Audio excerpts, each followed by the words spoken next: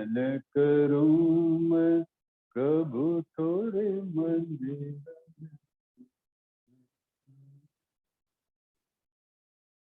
हम प्रभोज की आराधना को काम में लाएंगे।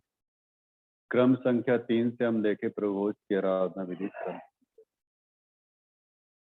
शास्त्र में ऐसा आया है, और प्रेरितों और भविष्यवक्ताओं की नेव पर जिसके कोने का पत्थर मसीह यीशु आप ही है बनाए गए हो, जिसमें सारी रचना एक साथ मिलकर प्रभु में एक पवित्र मंदिर बनती जाती है। प्रभु यीशु ख्रीष्ट का अनुग्रह, परमेश्वर का प्रेम और पवित्र आत्मा की सहभागिता आप सबों के साथ रहे। हम एक साथ इस खंड को कहेंगे। हे सर्वशक्तिमान परमेश्वर, तेरे सन्मुख सबके हृदय खुले हैं। तू सबकी अभिलाषाओं को जानता है और तुझसे कोई भेद छिपा नहीं है। अपने पवित्र आत्मा की प्रेरणा से हमारे हृदय के विचारों को शुद्ध कर कि हम तुझसे पूर्ण रूप से प्रेम करें। पवित्र नाम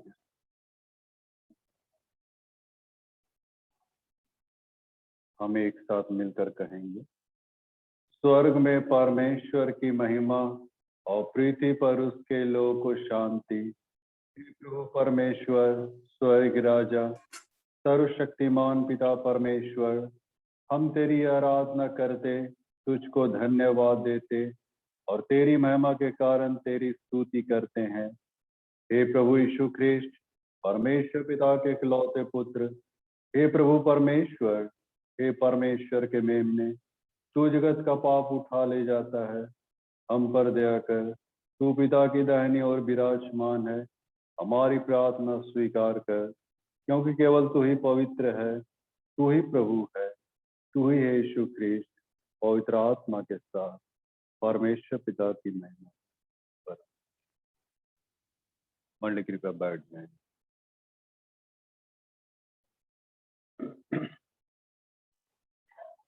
आइए हम अपने सर को झुकाएंगे। अनुग्रहकारी दीन दयालु प्रेमी परमेश्वर, हम तेरा धन्यवाद देते हैं प्रभु जी कि तूने आज एक सुंदर मौसम दिया।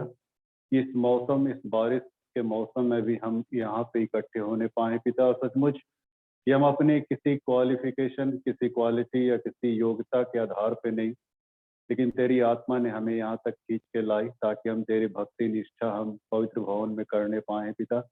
सचमुच तूने इस भवन को बनाया प्रभु जी, हमारी देह को बनाया और सब कुछ तूने इस रूप में रचा कि आज हम तेरे सन्मुख, हम तेरी इबादत के योग्य हम लोग पाए जा रहे हैं पिता। वरना अपनी हैसियत ही कहाँ थी प्रभु कि हम तुझसे बातचीत करते, तेरे से हम मेल मिलाप रखते, संगति रखते। लेकिन धन्यवाद देते हैं कि तूने सारी बातों में अपने आप को हमें क्षमा करते हुए कलवरी क्रूस तक अपने आप को ले गया और उस शरीर को तूने तोड़ा प्रभु, जिस शरीर को हमें तोड़नी थी, जिस शरीर में हमें भुगतान करना था अपने गुनाहों की, सारे प्रायश्चित का बलिदान तूने कलवरी क्रूस पे इसलिए चढ़ाया प्रभु ताकि आज हम मनुष्य जाति, हमारे शरीर, हमारे देह, आत्मा, प्राण महफूज होती, सुरक्षित रहती और हम तेरे चौखट में आके हम तेरी भक्ति कर पाते। सचमुच ये तेरा बड़ा देन है कि आज हम इस रूप में पाए जा रहे हैं और हम यही अपेक्षा करेंगे हमें हर एक का जीवन हमेशा तेरे प्रति विभोर रहे, लौलीन रहे, नतमस्तक रहे। यही हमारे लिए सबसे बड़ी सौगात। छोटी सी दीनहीन प्रार्थना यीशु के नाम से मांगते हैं।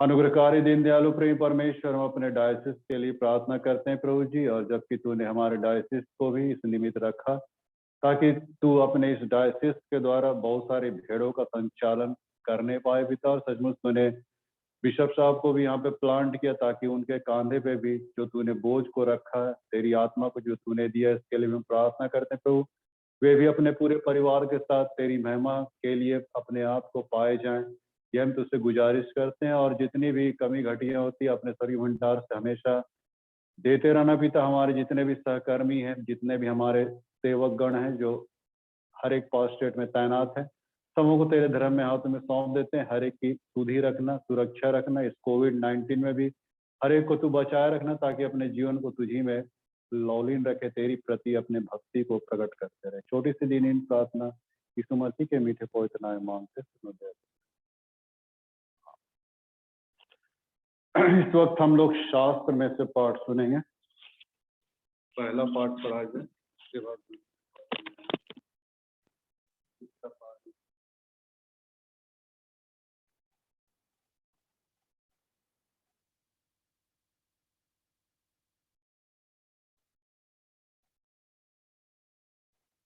कविता ठाकुर पहला पाठ है, सेकंड पार्ट है अमिता ठाकुर।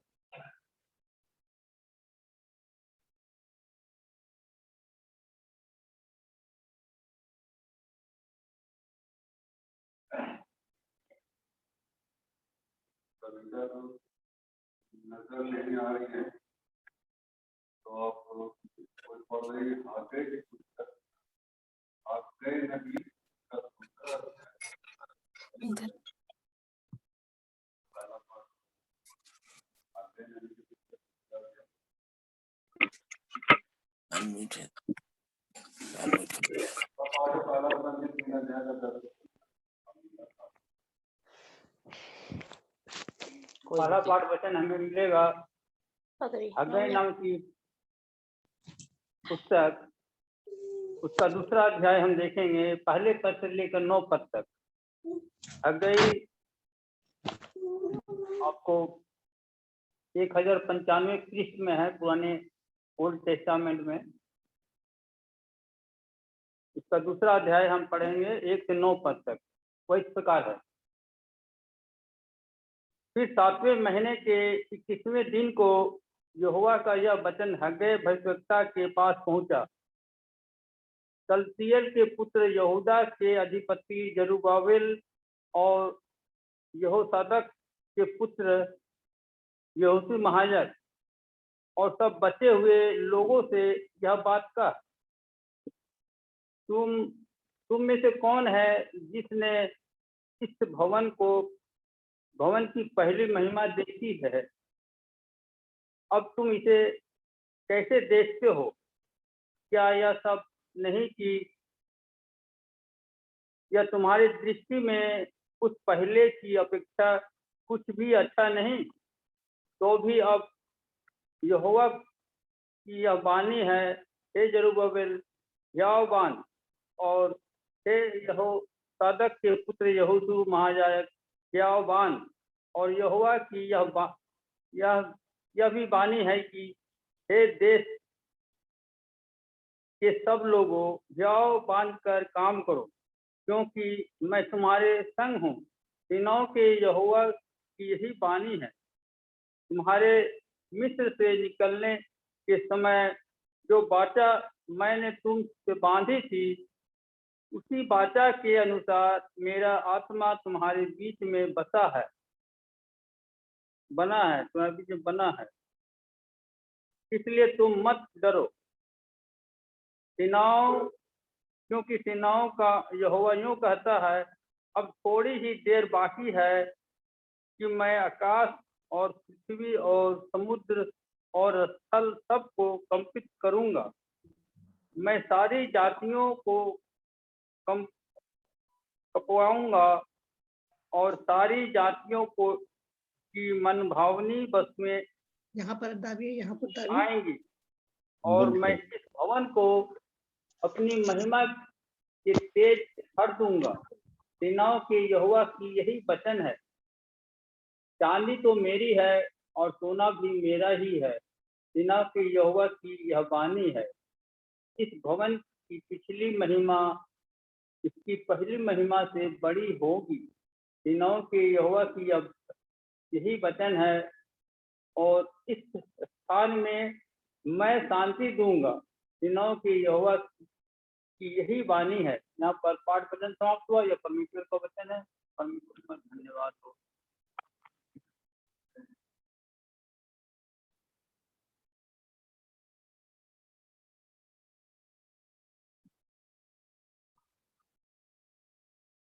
अभी का दूसरा पाठ है पहला कुरिन्थी, उसका 3 अध्याय 10 से 17 पद तक। पहला कुरिन्थी 3 अध्याय उसका 10 से 17 पद तक। परमेश्वर के उस अनुग्रह के अनुसार जो मुझे दिया गया, मैंने बुद्धिमान राजमिस्त्री के समान नींव डाली और दूसरा उस पर रद्दा रखता है। परंतु हर एक मनुष्य चौकस रहे कि वह उस पर कैसा रद्दा रखता है, क्योंकि उस नींव को छोड़ जो पड़ी है और वह यीशु मसीह है, कोई दूसरी नींव नहीं डाल सकता। यदि कोई इस नींव पर सोना या चांदी या बहुमूल्य पत्थर या काठ या घास या फूस का रद्दा रखे तो हर एक का काम प्रकट हो जाएगा, क्योंकि वह दिन उसे बताएगा, इसलिए कि आग के साथ प्रकट होगा और वह आग हर एक का काम परखेगी कि कैसा है। जिसका काम उस पर बना हुआ स्थिर रहेगा वह मजदूरी पाएगा। यदि किसी का काम जल जाएगा तो वह हानि उठाएगा, पर वह अब बच जाएगा, परंतु जलते जलते। क्या तुम नहीं जानते कि तुम परमेश्वर का मंदिर हो और परमेश्वर का आत्मा तुम में वास करता है? यदि कोई परमेश्वर के मंदिर को नष्ट करेगा तो परमेश्वर उसे नष्ट करेगा, क्योंकि परमेश्वर का मंदिर पवित्र है और वह तुम हो। जब परमेश्वर का वचन है।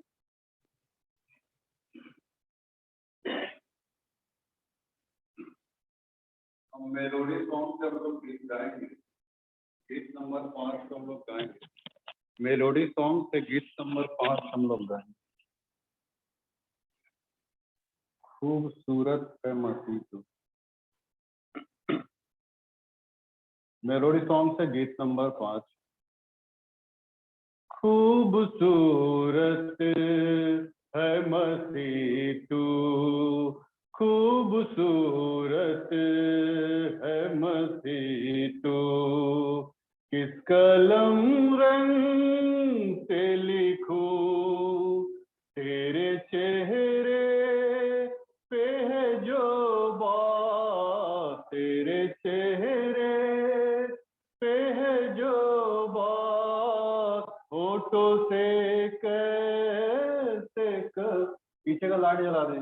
खूबसूरत है मसीह तू, खूबसूरत है मसीह तू, दिल तो डूबे, दिल से डूबे तेरी मोहब्बत में, ओ दिल तो डूबे, दिल से डूबे तेरी मोहब्बत में, तेरा चेहरा जो न देखूं, तेरा चेहरा जो न देखूं, फिर भला कैसे जीऊं, तेरे चेहरे पे है जो बात, तेरे चेहरे पे है जो बात, होठों से कैसे कहूँ, खूबसूरत है मसीह तू, खूबसूरत है मसीह तू, कर सके बयां न फरिश्ते तेरी मोहब्बत का, ओ कर सके बयां न फरिश्ते तेरी मोहब्बत का, मैं तो माटी हूँ दो पल की, मैं तो माटी हूँ दो पल की, मैं करूँ तो कैसे करूँ, तेरे चेहरे पे है जो बात, तेरे चेहरे पे है जो बात, होठों से कैसे कहूँ, खूबसूरत है मसीह तू, खूबसूरत है मसीह तू, कितने खुद गर्ज यहाँ लो, नजर में प्यार नहीं खुद जो यहाँ लो नजर में प्यार मर ही जाऊं जो मैं तेरी मर ही जाऊं जो मैं तेरी इस नजर से दूर रहूं तेरे चेहरे पे है जो बात तेरे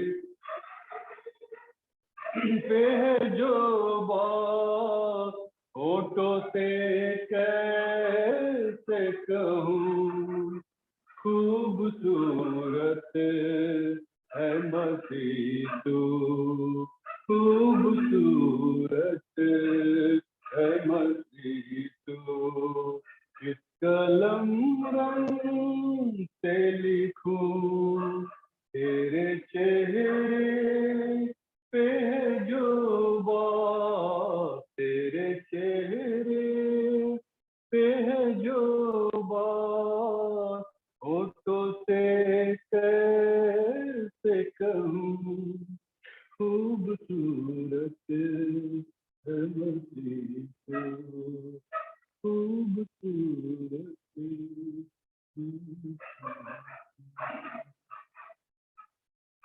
हम यूहन्ना के इंजन खोल दें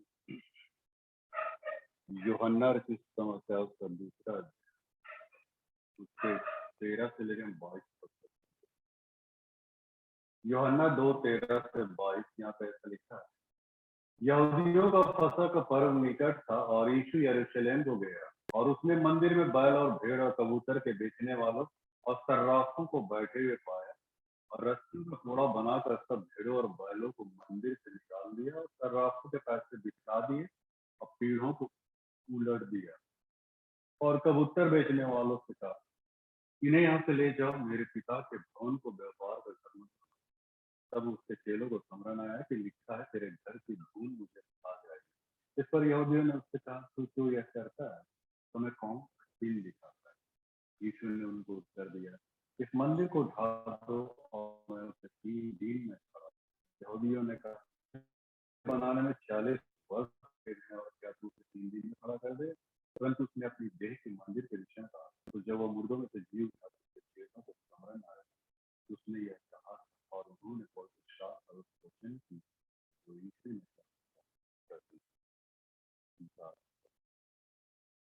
प्रेम पिता हम तेरे वचन की ओर जा रहे हैं और तेरे इस पूर्ण भाव भरे पात्रों को हम अपने आत्मा से ही हम समझ सकते हैं पिता और हम मानवीय ज्ञान के आधार पर नहीं इसलिए तू अपनी आत्मा को करने के साथ इस वचन की गहराई को देख तो अपने जीवन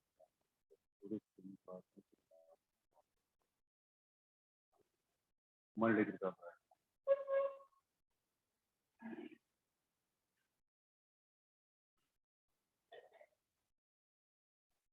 आज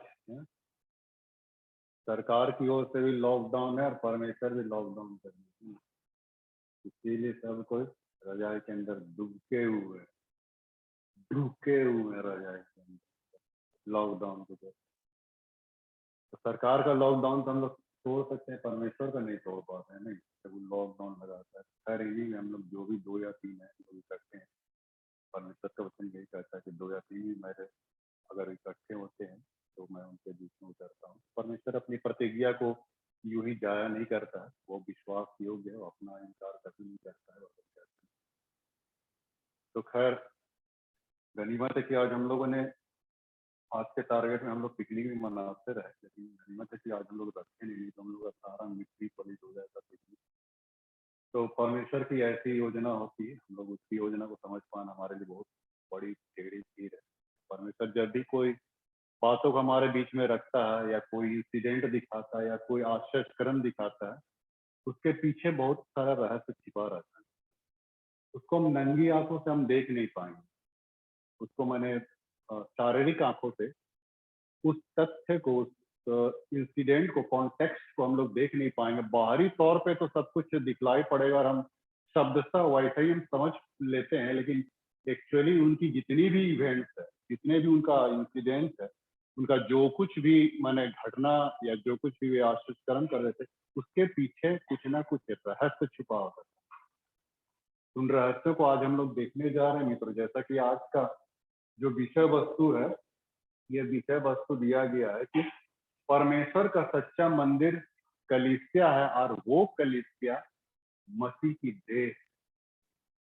आज हम लोग इस संदर्भ में हम लोग बातचीत करेंगे। परमेश्वर का जो सच्चा मंदिर है वो कलीसिया है, एक चर्च है, और ये चर्च और कुछ नहीं बल्कि मसीह की देह है या फिर हमारी देह है, ये चर्च। आज इस संदर्भ में हम लोग बातचीत हम लोग करने जा रहे हैं। जैसा कि हमने कहा ना कि बहुत सारे ऐसे तथ्य हैं, जैसा कि अभी हम लोगों ने इस पैसेज को हमने पढ़ा, देखा, सुना, कई बार हम लोगों ने इस पर बहुत सारी बातों को हमने ग्रहण भी किया है। यीशु मसीह का जो यरूशलेम मंदिर का जो शुद्धिकरण किया, इस संदर्भ में हम लोगों ने कई बार हम लोगों ने इन बातों को हम लोग ने देखा, लेकिन इसके पीछे वो क्या कहना चाहता है, आज हम उस रहस्य को हम लोग जानते हैं। मंदिर के शुद्धिकरण के द्वारा वो हमको क्या बताना चाह रहा है, इस संदर्भ में आज हम लोग बातचीत करेंगे। शुद्धिकरण को तो हम लोगों ने कई बार देखा, लेकिन इसके पीछे के रहस्य को तो मैंने कहा ना, जैसा कि परमेश्वर जब भी कोई काम करता है उसके पीछे बहुत बड़ा एक रहस्य छुपा रहता है। पिछले संडे जैसा हम लोग देख रहे थे, पानी से दाखरस बनाना, दाखरस बनाने के पीछे भी उसका एक रहस्य छुपा है, तो हम लोग कभी देख नहीं पाते। बहुधा हम लोग सिर्फ बाहरी तौर तरीकों को देखते कि हाँ पानी से दाखरस बना दिया, सभी लोग पी के चल रहे, लेकिन उसका दिखाने का एक ये था, मंशा था। जो पहला जो दाखरस बना था वो व्यवस्था को दिखा रहा, और जो दूसरा दाखरस बनाया वो अनुग्रह को दिखा। पहला दाखरस कौन बनाया? परमेश्वर ने बनाया, इंसान। इसलिए तो घट गया, इसलिए तो उसकी मन कमी हो गई, इसलिए तो लोग पी नहीं पाया, पीछे वो तृप्त नहीं हो पाया। पहला दाखरस की व्यवस्था को दिखा, कि व्यवस्था धीरे धीरे घटते चला जाएगा, लोग हो जाए, उसको लोग कितना भी अचीव करेंगे उसके द्वारा वो तृप्त कभी भी नहीं हो पाए। वो व्यवस्था को दिखाता है। दूसरा चीज जो दिखा है, दूसरा दाखरस जो बना है, बहुत ही बाइबल शास्त्र की उत्तम दाखरस था। इसलिए तो आप इब्रानी के पत्र 7 अध्याय के 18-19 पद को आप पढ़ेगा, लिखता है कि व्यवस्था में किसी बात की सिद्धि नहीं थी, लेकिन उसके स्थान पे एक उत्तम आशा रखी। मतलब पहले दाखरस में किसी बात की सिद्धि नहीं थी, इसलिए उसको दूसरा उत्तम आशा उसने रखा था परमेश्वर ने, वो अनुग्रह। और अनुग्रह इतना प्रचुर मात्रा में उन्होंने दिया कि लोग पी के थक। अनुग्रह का कोई अंत नहीं। दाखरस जो बना है सेकेंड दाखरस, वो कभी घटा ही नहीं, और लोग इतना पी के थक गए, एकदम प्रचुर मात्रा में एकदम मैंने लोगों को दिला, पी के तृप्त हो, संतृप्त हो। तो परमेश्वर बहुत सारे ऐसी बातों को मैंने खोलना चाहता है जिसको हम लोग देख नहीं पाते हैं ऊपरी तौर पे। तो मैं यहाँ पे यही कहना चाह रहा हूँ। मैं पिछले संडे को इसलिए मैं यहाँ पे थोड़ा सा मैंने इंक्लूड किया, क्योंकि उस काना नगर में दाखरस बनाने के पीछे जो रहस्य था उसको मैं बताना चाह रहा था। और सही में अगर यीशु मसीह वहां पे नहीं होता ना, उस परिवार का हालत क्या होता है। अगर आपके घर में अगर शादी है, आपको पता चले कि मीट फट जाएगा, फट गया, तो आपका हाथ पांव सूज, आपका मतलब इतना ज्यादा किरकिरी होगा और मजाक बनेगा ना समाज के बीच में, लोगों के बीच में। लेकिन यीशु मसीह वहां पर खड़ा था और उसने परिवार की नाक को, इज्जत को बताया, उसको मतलब खोने नहीं दिया, उसकी प्रतिष्ठा को, उसकी गरिमा को। प्रभु यीशु मसीह जहाँ खड़ा हो जाता है, जहाँ वो अपना अनुग्रह प्रदान कर देता है, इंसान के जीवन में इतनी ज्यादा खुशी, शांति और एतबार उसके अंदर में आ जाता है कि उसको फिर मतलब कोई ये नहीं कर सकता। तो हम इसी चीज को हम देखने जा रहे हैं मित्रों, कि कैसे यहाँ पे जो यरूशलेम के मंदिर का जो शुद्धिकरण किया, इसके पीछे क्या रहस्य। हमने काना नगर के रहस्य को देखा, यहाँ पे उसका क्या रहस्य है मंदिर के शुद्धिकरण का। एक बात को यहाँ पे लोगों ने, यहाँ पे 18 पद को आप देखिएगा, यूहन्ना 2:18, इस चीज को लोगों ने पूछा कि तू जो ये सब काम कर रहा है, ये मंदिर का जो शुद्धिकरण कर रहा है, इस शुद्धिकरण के द्वारा तू बताना क्या चाहता है। देखिए लोग यहाँ पे लिखता है कि हमें तुम कौन सा चिन्ह दिखाता, तू जो यहाँ पे दिखा रहा मंदिर का शुद्धिकरण करके, इसके द्वारा तू क्या चिन्ह प्रकट करना चाहता, हम लोग को बताओ। तो क्या अपने आप को मैंने दिखाना चाहता है? यीशु मसीह क्या बोला? 19 पद में कहा, इस मंदिर को ढा दो, मैं उसे 3 दिन में खड़ा कर दूंगा। लोग गलत फहमी पड़ो, बोले ना कि शारीरिक आंखों से हम सारी चीजों को देख नहीं पाएंगे। लोगों का क्या कहना था? अरे इस मंदिर को बनाने में 46 साल लगे। यहूदी को यरूशलेम का मंदिर जो हेरोदेस ने बनाया था, 46 साल, 46 ईयर्स, और उस मंदिर को बनाने में, आराधनालय को बनाने में लगा, और तुम बोलते हो कि हम उसको 3 दिन में खड़ा कर दें? ये लोगों ने उससे प्रश्न किया, लेकिन लोग समझ नहीं पाए। इवन चेले लोग नहीं समझ पाए। इतना गहरी बात को उसने बोल दिया था कि चेले लोग भी नहीं समझ पाए। कब समझे चेले लोग? जब यीशु मसीह जी उठा। भाई यहाँ पे क्या है? जब यीशु मसीह जी उठा तब चेलों को समझ आया कि यीशु मसीह ने एक दिन ऐसा कहा था, इस मंदिर को ढा दो। कौन से मंदिर? चर्च नहीं मित्रों, हम कलीसिया या चर्च को हम एक ईंट पत्थरों से इमारत हम समझते हैं। वो चर्च के विषय में नहीं कह रहा, यरूशलेम मंदिर के विषय में नहीं कह रहा, अपनी देह रूपी मंदिर के विषय में कह रहा। तुम इस मंदिर को ढा दो, मैं उसे 3 दिन में खड़ा। क्यों वो ढा रहा था इस मंदिर को? यहीं पे तो सारा चीज छिपा हुआ, यहीं पे तो सब रहस्य मिस्ट्री यहीं पे। अपने मंदिर को, अपनी देह को वो क्यों तोड़ रहा था? बोल रहा कि तुम तोड़ दो, मैं फिर से बना दूं। क्यों तोड़ रहा था मित्रों यीशु मसीह? अपने मंदिर को, अपनी देह रूपी मंदिर को, उसको तोड़ दिया गया कलवरी क्रूस। इसलिए वो अपने मंदिर को वो तोड़वा रहा था करने से। कोई उसको तोड़ नहीं सकता था, छू नहीं सकता था, यीशु मसीह को छू नहीं सकता था। यीशु मसीह क्या बोला? जीवन और मृत्यु सब कुछ मेरे वश में है, जीवन मरण सब कुछ मेरे वश में है, मुझे प्राण देने का भी अधिकार है, लेने का भी अधिकार है। ये यूहन्ना 10:18। तो इसीलिए वो कोई उसको छू नहीं सकता। गसनी माँ भी कह दिया कि यदि मैं स्वर्गदूत की 12 पलटन को मैं अभी परमेश्वर से प्रार्थना कर दूं, परमेश्वर स्वर्गदूत की 12 पलटन यहाँ पे खड़ा कर देगा, किसी का हिम्मत नहीं वो मुझे छू दे।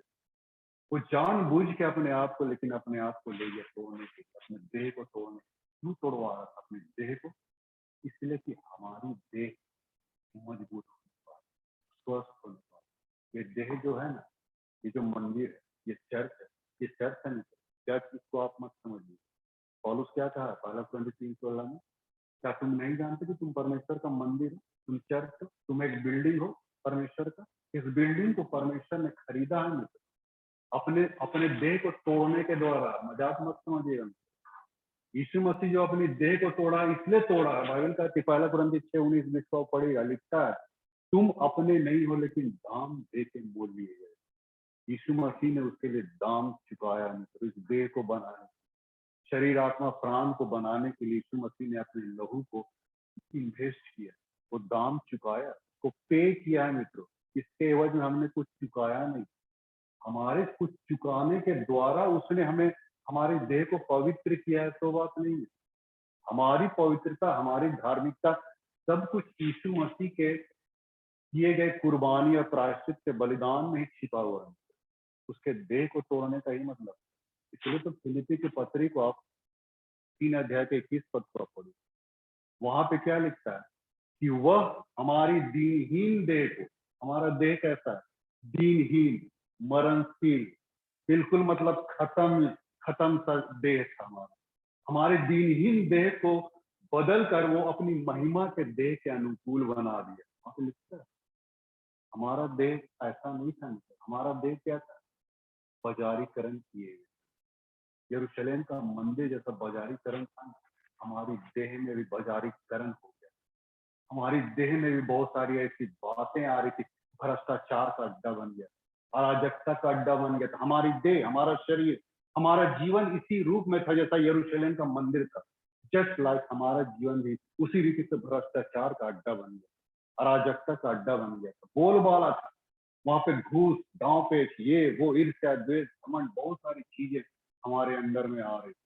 चीजें तो हमारे देह को बनाने के लिए यीशु मसीह अपनी देह को तोड़ दी, क्योंकि वो उस देह में दंड आने वाला, परमेश्वर का दंड हमारी देह में आने वाला, क्योंकि हम बुरे हम थे, गुनाहगार हम, पापी हम थे। लेकिन सारी बातों को भूलते हुए परमेश्वर अपने आप को उस देह को तोड़ दिया, जिसका दंड हमारे ऊपर आने वाला था। उस दंड को परमेश्वर अपने ऊपर झेल लिया। सही नहीं, कोड़े हमारे पीठ में पड़ते, लेकिन उन कोड़ों को यीशु मसीह ने अपने पीठ में, क्यों उसको कांटों का मुकुट पहनाया गया सिर में मालूम?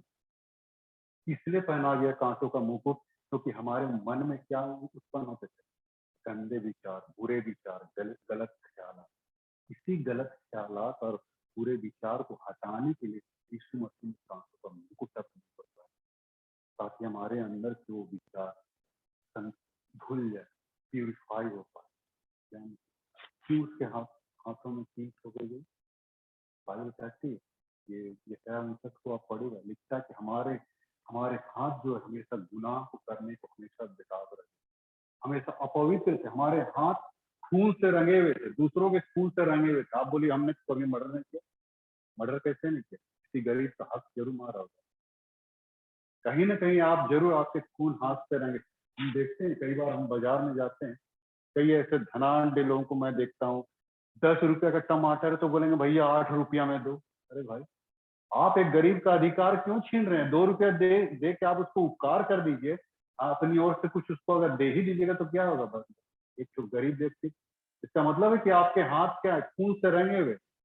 वो बेचारा एक व्यक्ति जो अपने गांव से सारा टोकरी उपरी लाता है, दिन भर बैठता है वहां पे, और हम चोरी कर रहे हैं, 2 रुपया के चलते उसका हक मार रहे हैं, उसका अधिकार छीन रहे, उसको हम हमारे हाथ लहू से भरे हुए। आप क्या सोचते हैं कि हम नहीं तोड़ते हैं व्यवस्था आगे? क्या परमेश्वर ऐसा कहा तुम ऐसा करना, तुम ऐसा करना, किसी गरीब का हक मार? कहीं ना कहीं हम माने परमेश्वर की आज्ञा को हम तोड़ते हैं। परमेश्वर तो सारी चीजों को देखता है, सिर्फ यहीं पर हमारा सीमित नहीं है परमेश्वर, तो बाहर भी देखता है कि इसका जीवन वैसे क्या है, लोगों के बीच इसका ट्यूनिंग क्या है, कैसे माने लोगों के साथ एक डील करता है, अपने आप को कैसे वो लोगों के साथ एक फेलोशिप रखता है, डील करता है, ट्यूनिंग करता है, सारी बातों को परमेश्वर देखता है। 2 रुपये के चलते हम किसी गरीब का हक मार रहे हैं। और यदि आप मॉल चले जाइए, कोई बड़ा दुकान चले जाइए, आपको पता है कि दुकानदार आपसे 100 रुपये ज्यादा ले रहा है, लेकिन आपका मुंह नहीं खुलता है। जहाँ मुंह खुलना चाहिए वहां खुलता नहीं, और जहाँ नहीं खुलना चाहिए वहां खुल रहा है। मॉल में क्यों नहीं खुलता? बड़े दुकान में क्यों नहीं खुलता? क्योंकि तो हमको अपनी प्रतिष्ठा का डर, मुंह खोल देंगे तो हमारी प्रतिष्ठा तो जाती है। लेकिन गरीब के नजर में आपकी प्रतिष्ठा नहीं जा रही। गरीब आपको किस नजर से? मैंने इतना धनाढ्य व्यक्ति, और यहाँ पे 2-4 रुपए के लिए वो चिरौंजी कर रहा है, आंख फैला रहा है। ये सब क्यों परमेश्वर ये सब कुछ को हमको दिखाना चाह रहा है? हमारे अंदर यही सब तो बसता है, और इसी चीज को तो मतलब घाटने के लिए, उसको डिलीट करने के लिए अपने शरीर को उसको ले लिया। इसलिए तो उसके हाथ, उसके हाथों में कीले टूटी गई, उसके पैरों में कीले टूट हो गई। बाइबल का पढ़े ऐसा 59 अध्याय तो वहां लिखता है कि हमारे पांव वेग से बुराई की ओर दौड़ते थे, बड़ी फुर्ती से बुराई की ओर दौड़ रहे थे। इसीलिए वो पांव को, उस कदम को स्थिर करने के लिए, उसको लगाम लगाने के लिए अपने पैरों में यीशु मसीह ने कीले ठुकवाए, ताकि हमारे पैर बुराई की ओर न बढ़े। उसका देह का तोड़ा जाना एक बहुत बड़ा महत्व था। अपने मंदिर को ढा रहा था मित्र, और उस मंदिर को फिर से वो 3 दिन में खड़ा कर दिए। खड़ा करने का मतलब यही है कि इंसान के जीवन को फिर से वो खड़ा कर दे। लेकिन नया जन्म, यीशु मसीह क्यों बोला कि नया जन्म तुमको लेना पड़ेगा? नया जन्म में यही चीज मिलता है इंसान को, एक नया देह, एक नई प्राण, एक नई आत्मा, एक नई सोच, एक नया विचार, एक सब कुछ नया नया नया। ये नया जन्म इसीलिए प्रभु ने दिया है। इस चीज को हम लोग क्यों नहीं समझते? तो नया जन्म देने का ठीक क्या? यीशु मसीह इसलिए पवित्र आत्मा दो, ताकि हमारा शरीर पवित्र होने पर। आप अपने शरीर को पवित्र कर पाइएगा? नहीं कर पाइए। क्यों नहीं कर पाइए? क्योंकि हम आदम के स्वभाव में, ये शरीर हम आदम के विरासत में हमको मिला है। अब बाइबल क्या कहती है कि इस शरीर में जो आदम के विरासत से मिला है, पुराने मनुष्यत्व में, उससे घृणा, द्वेष, नफरत, क्रोध, विरोध, फूट, विधर्म, यही सब शरीर के काम तो प्रकट है। बाइबल कहती है ना, गलाती 5 अध्याय में 20-21 को पढ़े तो लिखता है, शरीर के काम तो प्रकट है। क्रोध, विरोध, फूट, लड़ाई झगड़ा, लगाव, मतभेद, यही सारी बातें तो हमारे जीवन से निकलेगी। इसी चीज को तो हटाने के लिए यीशु मसीह कलवरी क्रूस से अपने आप को ले गया, अपने शरीर को तोड़ दिया ताकि हमारा शरीर नया बने। आज हम लोग इतने ग्लेजिंग अवस्था में क्यों, इतने ज्यादा अच्छे खासे हालत में क्यों? ये सब कुछ यीशु मसीह के बहाए गए लहू के द्वारा। ये तो हमारा तो शरीर क्या था? भ्रष्टाचार का अड्डा बना हुआ, डाकुओं की खो बनी हुई थी हमारा शरीर, है ना? बाइबल क्या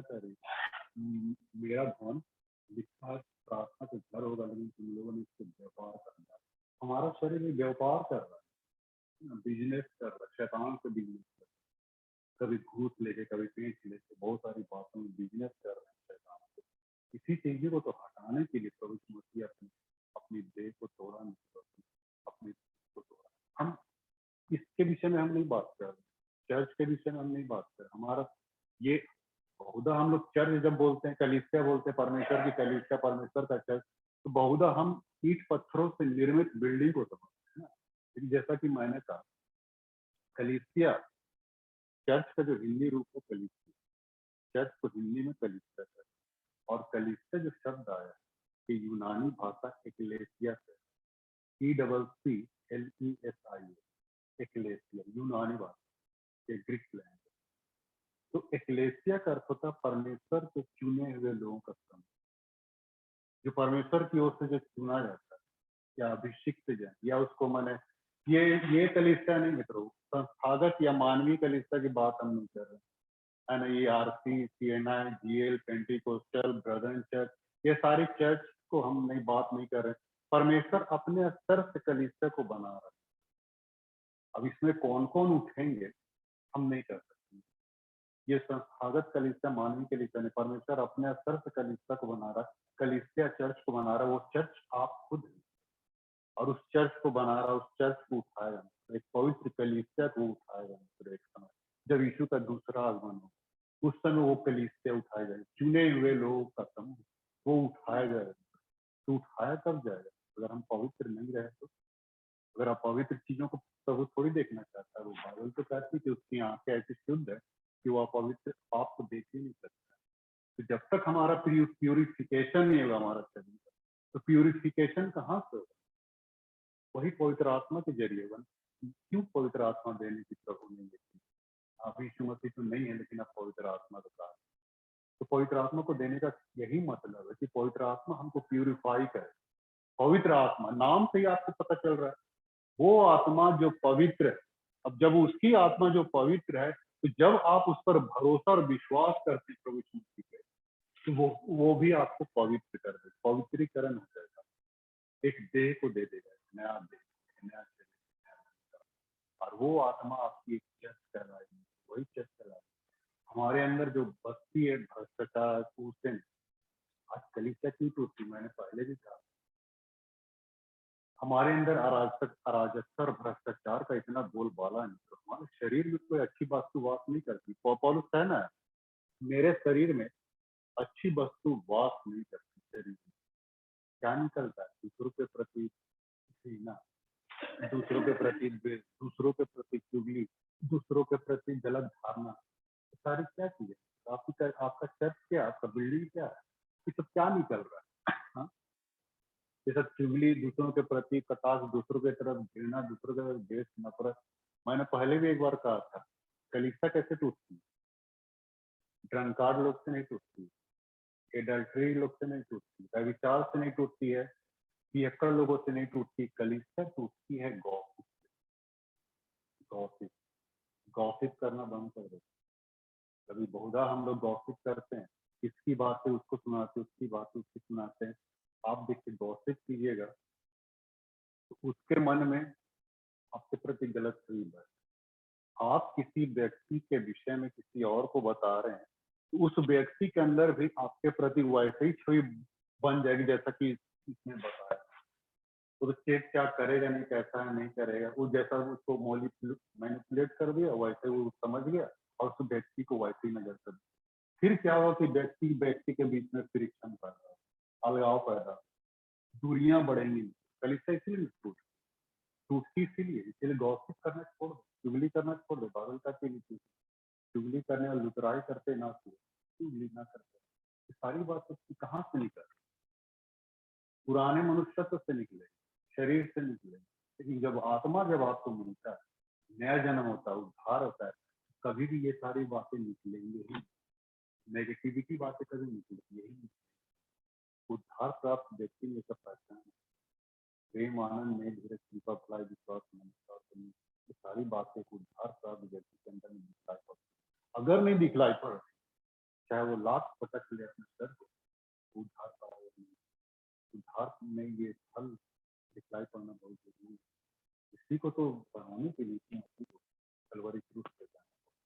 तो मित्रों, ये सब जो नुक्ताचीनी करते हैं, ये सब जो ये करते हैं, इधर उधर की बात, इधर उधर हम लोग कलीसिया की बात नहीं कह रहे हैं।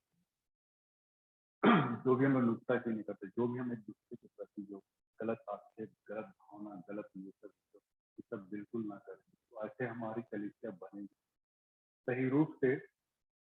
कोई सेंट पीटर चर्च को ये नहीं कह सके कि सचमुच ये प्रभु की कलीसिया है, लेकिन आज हमने सेंट पीटर चर्च को बनाना है। सेंट पीटर चर्च मतलब बिल्डिंग को नहीं बनाना है, बिल्डिंग में रहने वाले लोगों को बनाना है। मैंने एक दिन पहले भी कभी कहा कि घर संस्कार में कहते या किसी जात कि घर रंगों से नहीं पहचाना जाता है, लेकिन घर पहचाना जाता है उसमें रहने वाले लोग। घर रंगों से नहीं पहचाना जाता है, घर पहचाना जाता है उसमें रहने। सेंट पीटर चर्च रंगों से नहीं पहचाना जाएगा, लेकिन उसमें रहने वाले लोगों से पहचाना। दूसरे कलीसिया वाले भी कह सके सचमुच उनके बीच में भाईचारा, प्रेम, अपनापन, एक दूसरे के साथ फेलोशिप, कोऑपरेशन, ये सारी बातें कब निकलेंगी जब हम अपने जीवन को शुरू कब रख पाए, जब हम यीशु मसीह के सामने अंदर हो, तो वो अपनी देह को देगा, अपनी आत्मा को, तब हमारे अंदर से ऐसी बातें हमें नहीं निकल पाएंगे और ना ही कलीसिया फूट फाट या लगाव की स्थिति बनेगी। मैंने कहा नहीं, इसी के वो गॉसिप की वजह से मैंने फूट लगाया। एक घटना को मैं बताऊँ तो मैं पहले ही बताया था इस घटना को। तो जैसा कि हम लोगों ने ये देखा कि हम लोग सब कोई शरीर के अंग, हम लोग सब मसीह की देह हैं और हम सब उसके अंग। तो अंग एक दूसरे की चिंता, बाइबल क्या कहते हैं, पहला कुरिन्थी 12 अध्याय, हर अंग एक दूसरे की चिंता करता है। ऐसा तो नहीं ना, अगर हाथ में चोट लगे तो उसको पैर में दर्द का एहसास ना हो, ऐसा होता है क्या? नहीं। पैर में चोट लगेगा तो दिमाग में भी उसका चोट लगता है। माने कहीं भी चोट लगे तो पूरा अंग प्रभावित होता है, और किसी भी अंग को खुशी लगे तो पूरा अंग खुश खुश हो जाता है। कहने का क्या मतलब, कलीसिया ऐसे ही, अगर एक व्यक्ति कहीं दर्द में पड़ा है तो हर कलीसिया के सारे लोग उस दर्द की अनुभूति की करना भूल गए। अगर एक व्यक्ति हमारा बिल्कुल ये हो गया, बिल्कुल माने सफर कर रहा है, तो हर व्यक्ति के अंदर में दर्द का एहसास बहुत जरूरी, तब जाके हम कह सकते हैं कि सही में ये लोग कलीसिया हैं, प्रभु की कलीसिया जो दूसरों के दर्द में भी अपने आप को इस रूप में बनाया है। तो कहने का ये मतलब मित्रों की शरीर हम लोग अंग हैं। और जैसा कि मैं बता रहा था कि एक घटना में बताना चाह रहा हूँ, एक कहानी में बताना चाह रहा हूँ, कहानी के जरिए आप समझ पाइए। मैंने पहले भी कहा था कि एक बार अंगों के बीच में स्ट्राइक हो गई, सारे अंग स्ट्राइक, सारे बॉडी पार्ट सबको स्ट्राइक कर दी, और स्ट्राइक हड़ताल किस बात से, मैंने काम से वे लोग अब जाना पसंद नहीं जा रहे। क्यों भाई? तो सारे अंग बोलने लगे, ये पेट हुआ, ये पेट, वो पेट सिर्फ भकोसते रहता, खाते रहता, ठूसते रहता, काम में धाम, काम दुश्मन अनाज है, वो तो कहावत नहीं।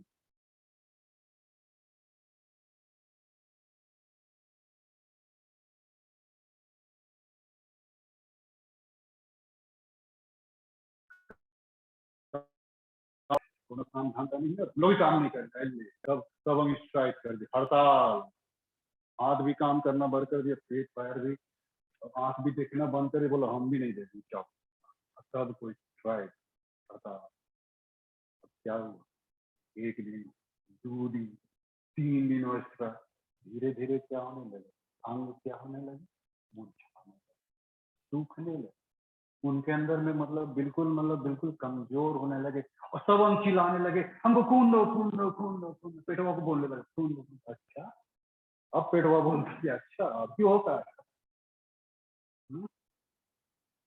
अरे भैया, खून कब बनेगा? जब हमारे पेट में तुम डालोगे नहीं, मेरे अंदर तुम डालोगे नहीं, तो खूनवा कैसे बनेगा? ये सब करके पेट सब अंगलों को बोला, सब अंगलों का भेजा पेटवा का भी काम है, ऐसे नहीं बैठे रहता है, और इसको दमसम कह रहे हैं, ऐसे नहीं है। तब जाके सब फिर सारे अंग लोग काम करने लगे, फिर पेटवा में सब अंग गया, पेट में गया, भोजन गया, फिर उससे फिर सारा खून बनने लगा, फिर सबको मैंने डिवाइड होने लगा, सब जगह पर खून प्रभावित होने लगा, सब लोग फिर हंसी खुशी या चंगे होने लगे। उनको पता लगा कि बेटवा मैंने अकेले मन यूं ही बैठा रहता है, कहने के नहीं। कलीसिया में हर व्यक्ति मतलब कोई इम्पोर्टेंट व्यक्ति है परमेश्वर की नजर में है, भले हम उसको तुच्छ और नगण्य समझ रहे हैं, उसको छोटा या तुच्छ समझ रहे हैं, लेकिन हर व्यक्ति का इम्पोर्टेंस है कलीसिया में। हम किसी को भी तुच्छ या नगण्य या उसको छोटा कभी ना बने। अगर यीशु मसीह आपके लिए मरा है तो उस व्यक्ति के लिए यीशु मसीह का इंसान है, जिसको आप भला बुरा करें, जिसको आप छोटा दिखा, खबरदार है। परमेश्वर का हो सकता है चुना हुआ जन, आप उसको नहीं समझ पा रहे, गलत तरीके से आप इस चीज को बोल रहे हैं, कहीं ना कहीं आप परमेश्वर की ओर उंगली उठा रहे, तेरा चुनाव गलत है परमेश्वर, तूने उसके लिए बेकार जान लिया, मैंने ये किया वो किया। तो परमेश्वर की ओर से भी आप मैंने उसका ख्याल कीजिए। कलीसिया को बनाना है, श्रेष्ठ को बनाना है, तो पहले अपनी देह को, जब तक देह हमारी नहीं बनेगी तब तक कोई कलीसिया सुदृढ़ और सुरक्षित नहीं। इसके लिए मैं कहना चाहता हूँ अपने जीवन को हम प्रभु के हाथों में सौंपे। और क्यों उस देह को प्रभु ने तोड़ा है इसको आप समझिए। आपको उत्पत्ति से प्रकाशित हुआ पढ़ने की आवश्यकता है। आप सिर्फ अगर एक लाइन आप अगर जान, यीशु मसीह के कोड़े खाने से हम चंगे, इस लाइन को सिर्फ आप समझ दें, उद्धार आपके पास एकदम रखा हुआ। आपको उत्पत्ति से प्रकाशित हुआ पूरा पढ़ने की आवश्यकता नहीं, उसको एनालिसिस, उसको इंटरप्रेट करने को, उसको उसकी पूरी ज्ञान भरने के लिए मत सुनिए। एक ही लाइन में आपका पूरा उद्धार छुपा हुआ। यीशु मसीह ने मेरे खातिर कोड़ों को क्यों उसने मार दिया, उसके कोड़े खाने से चंगा हो गया। ऐसा इस बात को अगर आप समझ गए, आपके लिए उद्धार वहां पर भी परमेश्वर डिलीवरी बॉय के द्वारा आपको, डिलीवरी बॉय उसको सरदूत के द्वारा मैंने वो टेलीग्राम घर पहुंचा, लो बाबू उद्धार, आपको कुछ करना नहीं पड़ेगा। सिर्फ इस लाइन को, एक लाइन को, पूरी बाइबल को पढ़ने का सकता है। यीशु के कोड़े खाने, इसी लाइन को आप समझ गए, आपके लिए उद्धार। और फिर ये उद्धार कलीसिया करने की बात करेगा, और उस कलीसिया को प्रभु उठाने आए। छोड़े न जाए, बल्कि अपने जीवन को प्रभु के हवाले करके जो कुछ उन्होंने किया है उसके प्रति